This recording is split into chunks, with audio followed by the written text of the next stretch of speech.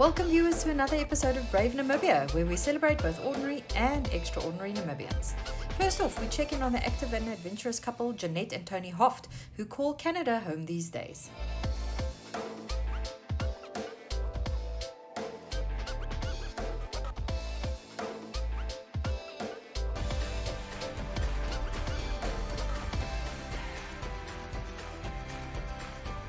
In vandag se episode maak ons weer 'n draai in Kanada en gesels met Jeanette Hoft.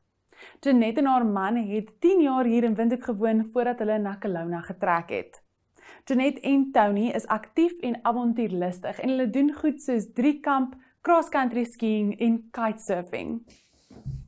My naam is Jeanette Hoft. My man Tony en ek het vanaf 1998 tot 2008 in Windhoek, Namibia gebly. En woon sedertdien in Kelowna, British Columbia. Ons was in 1998 albei werksaam by die maatskappy IDB en het met die 400 kV kragklyn projek na Windhoek verhuis, waar Tony projekdirekteur was. Ek was in die kommunikasiebedryf. Na ongeveer 'n jaar in Windhoek het ons besluit dat ons permanent wou bly en het die maatskappy Vision Africa saam met kollega Jurgens Brand begin. Jurgens is ongelukkig tragies oorlede in 'n motorfietsongeluk nie lank daarna. Dit is lekker om te sien dat Vision Africa steeds van krag tot krag gaan.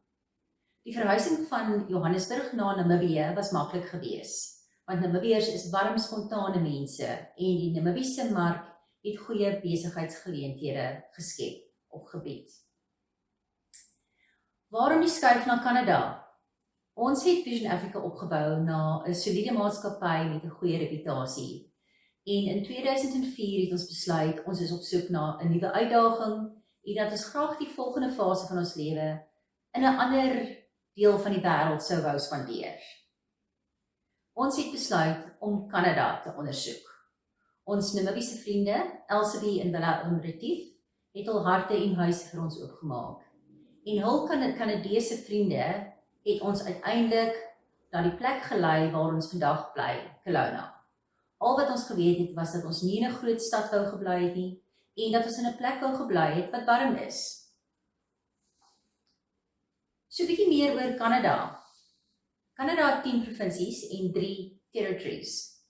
Kanada is 'n monargie en ons sweer trou aan die Britse koning met die aanneming van Kanadese burgerskap. Die 2 amptelike tale in Kanada is Frans en Engels, maar daar is ook 11 inheemse taalgroepe wat in 65 tale opgebreek is. Kanada is die tweede grootste land in die wêreld, met net Rusland wat groter is. Daar is definitief nie een Kanadese kultuur nie, en dit verskil van provinsie en groep. Een ding waarvoor Kanadese wel baie bekend is dat hulle baie sê, I'm sorry, ek is jammer. Hulle vind dit moeilik om konflik te hanteer en daarom word Suider-Afrikaners baie keer gesien as heeltemal te direk. Gemeenskapsbetrokkenheid is baie belangrik en volunteering of vrywilligheidswerk is baie sterk ingeburger. Gedagtes aan Kanada is gewoonlik dat dit 'n baie koud land is en toe is onder die sneeu. Dit is wel die geval in die winter. Maar waar ons bly in Kelowna in die Okanagan Vallei, kan dit wissel die temperature van -5 in die winter tot omtrent 35 grade in die somer. Ons het 'n pragtige meer, heuwels rondom ons, wingerde en baie vrugteboorde. Hoewel ons in 'n beboude woonbuurt is, het ons dikwels besoek van bokke, wasbere en het selfs al 'n paar bere gehad en 'n bergleeu. Ons katte Nelson en Gandhi bly dus hoofsaaklik binnenshuis en gaan net onder toesig uit. Meeste Kanadese, soos ons ook, bly in 'n houthuis en ons het geen veiligheidsmure of 'n sekuriteitstelsel nie. Indien daar 'n noodgeval is, sal beide die brandweer en 'n ambulans baie gou by jou huis opdaag. En ons het ook 'n goeie en betroubare infrastruktuur. Wat ons lewenstyl betref, was ons in Windhoek lede van Windhoek Harriers en het ek ook by die legendariese en eksentrieke Keeslonker geswem. Dit was dus maklik om met swem in Kelowna aan te gaan en Tony en ek het beide met 3-kamp begin, waar ons ook Kanada verteenwoordig het in ons ouderdomsgroep. In die winter ski die meeste Kanadese en hoewel dit ons 'n paar jaar geneem het, het ons ook begin met cross-country skiing. Maar soos my Suid-Afrikaanse vriendin sê, Jeanette, we'll always look like Southern Africans on skis. Dis nie so elegant soos die Kanadese nie, maar ons doen dit wel.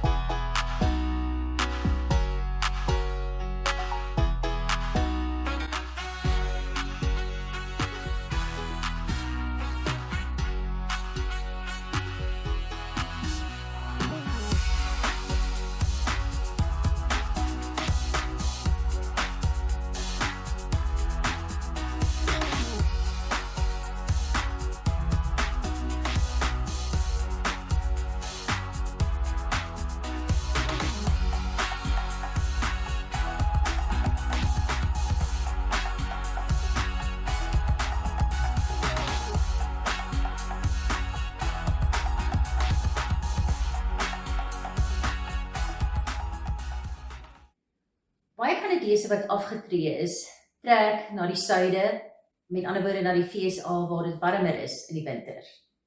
Hulle is bekend as Canadian Snowbirds.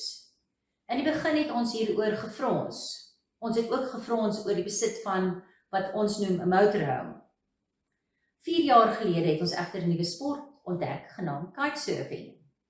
En gevind dat Lawentana in Baja California se een van die beste plekke is om te kitesurf.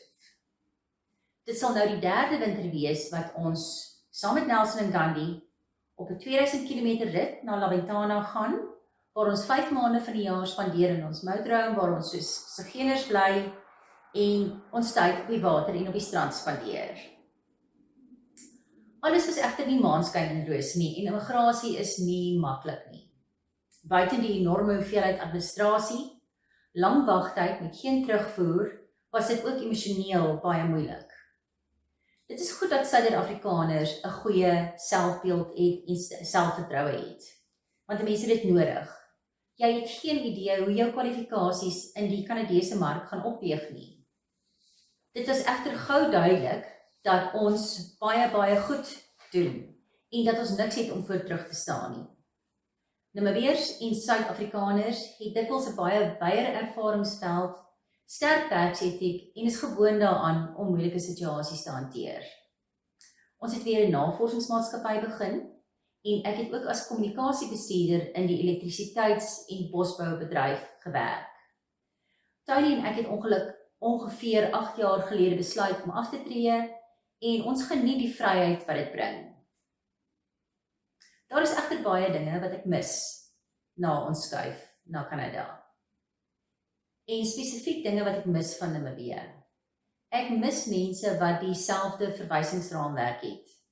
Ek mis die reuk van die grond na die reën, die hardloop saam met wintercarriers, die swemsessies by Kees, die brekchens, die biltong in die droë wors, die lekker skaapchops, 'n houtvuur, kuier op vriende se stoep, lekker pizzas by Sardinië. Ek mis die spontaniteit van Namibiërs, die verskillende kulture wat so maklik en vreedsaam met mekaar oor die weg kom. En ek waardeer die vriende wat steeds kontak hou op sosiale media. Dis lekker om te sien hoe dit met almal gaan, hierdie goeie tye en die moeilike tye. As ek terugkyk na die 10 jaar in Namibië, wens ek ons het minder gewerk en meer van die pragtige land gesien. Maar hopelik kom ons weer eendag terug om alles te sien wat ons gemis het en meer tyd te spandeer met die mense na wie ons verlang. Dankie vir die geleentheid vir 'n terugblik en vir die deel van goeie herinneringe.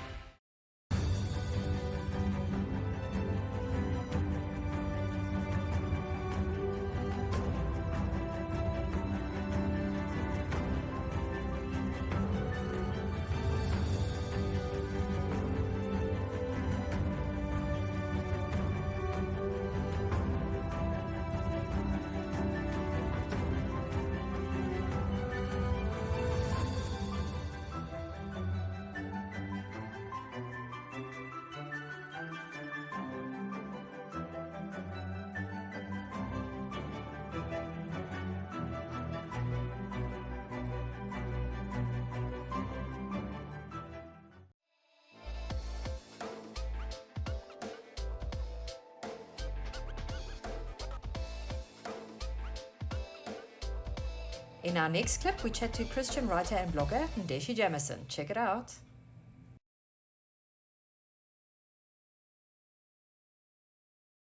You know, I actually towards the end of 2019, my pastoral leaders asked me to preach at their women's conference, and she approached me 2 months or 3 months before the event and asked me, "Can you preach on one of your chapters in Pursuit of a Father, the Queen Vashti and Queen Esther chapter?" And I'm like, "Me?" It's like, "Yeah, you. It's gonna be over 130 women." I'm like, "Wow, Lord," and I just said I'll get back to you. You know, sometimes we have that thing of self-sabotage, you know. And I went to pray about it, and the Lord said, "Yes, it's my assignment." And I said, and I went back to her, I think after 2 weeks or so, and I said, "Okay, I'm going to do it." So I preached it. That happened in November, and I preached at that women's conference, and I was quite blown away by what God did. And the night when I went home after the conference, I got the title for the book, Process to Promise. But I didn't know what it meant, because, you know, one beautiful thing about God, He gives you revelations in segments. You know, then the puzzle piece comes together later. And then, because of a lot of traveling throughout 2019, because In Pursuit of a Father really boomed, really, it touched the nation, because we have a disease in our society, which is fatherlessness, and that stems into a lot of issues that we're facing in our communities. And so yeah, and I went on a sabbatical break because I needed rest from all the traveling and from all the speaking engagements and radio interviews. And while I had that sabbatical, the Lord started dropping the chapters in my spirit. Wow. And I was like, "Okay, Lord, this is what you meant with the title, Process to Promise. You are now giving me the chapters to work." And I was like, "Lord, I don't have much volume for all of these chapters, you know." And I just became quiet. I had my sabbatical break, which was 7 days. In the northern part of the country, and I just said, "Okay, if you want me to do it, then you need to guide and lead me again. How do I go about doing it? What is this book all about?" And In Pursuit of a Father, there was so much I couldn't share, because there were still a lot of things God was dealing with me.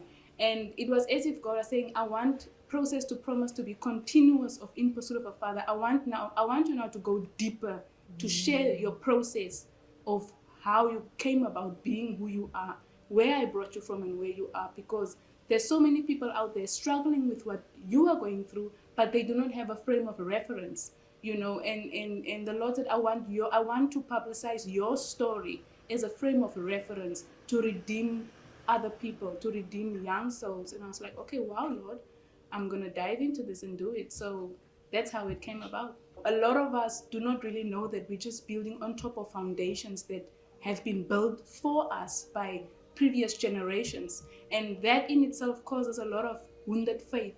And you know, your faith becomes so wounded in God. You know, "God, I don't know, things are just not working out for me," you know. And in a certain way, unknowingly, you are directly or indirectly actually reinforcing previous generational patterns to continue, without you having revelation of knowing that, "Oh wow, God actually wants to recreate something new with me. He wants me to become a new frame of reference for a new generation," which means that the way my parents lived, He wants me to live completely different from that, in the way I deal with my finances, in the way that I eat, in the way that I function, in purpose, you know, because I had no idea about purpose. I didn't know that you have a purpose.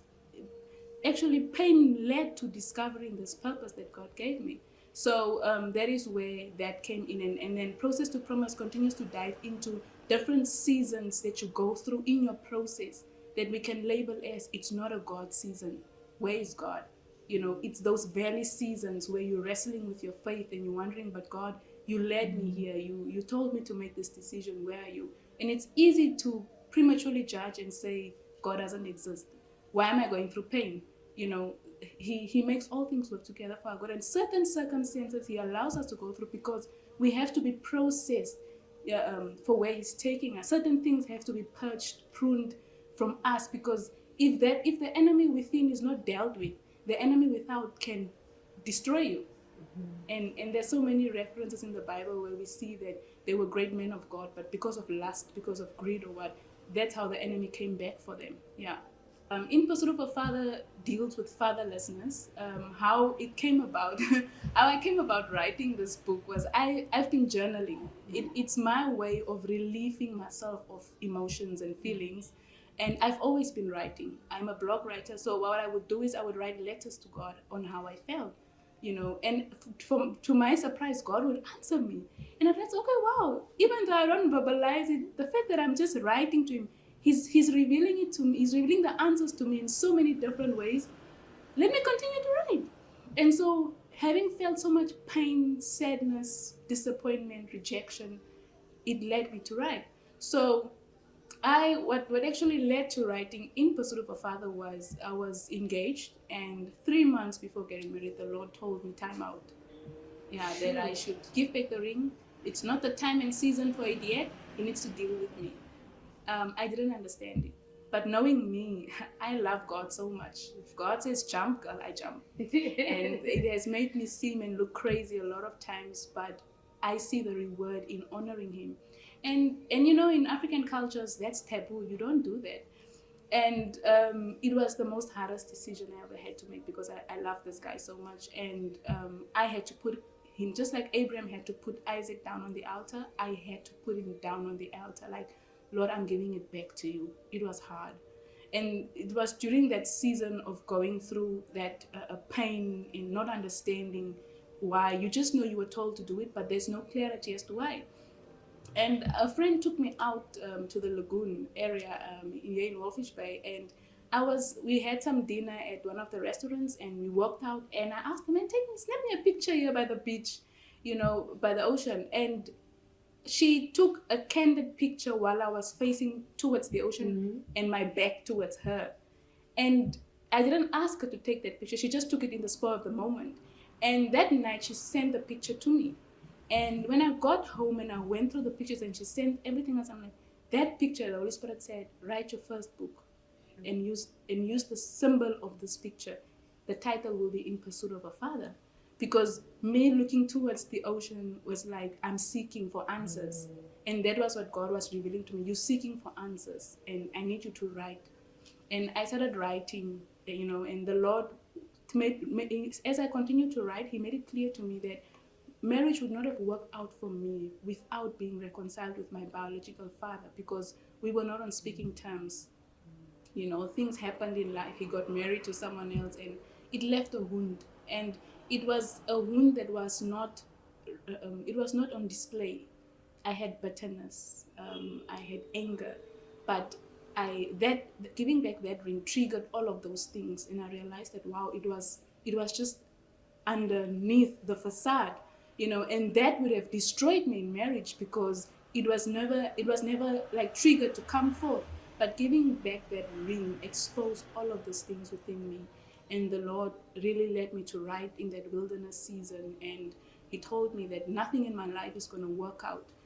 Actually, a friend came to my workplace on my birthday. That was a few months after giving back the ring, and she just came with a word from God, and she said, you know what, I saw doors opening up for you, but there is this one door that will open the rest of all the other doors. But unless this one door is open, all the other doors will not open. I didn't understand what she meant. And I went back and I prayed about it. I'm like, Lord, what does this word mean? And the Lord said, you need to reach out to your father and you need to forgive him. And it was one of the most resistant things that I've done, because that's when my excuses came up. That's when the blame game came up. Like, but he did this, he did that, he was not part of my life. Why should I be the one to reach out? Then he was just exposing my heart. You have hatred, you have bitterness, you have anger. And if you don't let this out, it's gonna kill you. And my health was also deteriorating, because of the bitterness. And that was one of the hardest things I had to do, was to forgive. And the Lord said, take a trip to the north, go and see your dad. And I went and I saw him. And it was one of the most liberating decisions that I've ever had to make in my life. And I've just seen from that point onwards how my life started to spiral into so many opportunities. Things just started breaking loose over my life, in my career, in every area of my life, in relationships, because that was actually something that caused the blockage to connect even with men. And that's when I realized, oh wow, God, you love me so much so that you prevented me from making the biggest mistake of my life, to rush into marriage just because I tried to use that to validate me. And it did. A ring validated me. And I think that is also something that society has inculcated, you know. And God made me realize that you have a purpose. So if I never gave back that ring, I would not have sat here. Exactly. Because that was the split rock moment that led to finding my identity and purpose in God, and to realizing that, wow, I do have a purpose without a ring. And I actually need to find my identity. I need to find myself. I need to heal, because if I'm not healed, I cannot go further into what God has.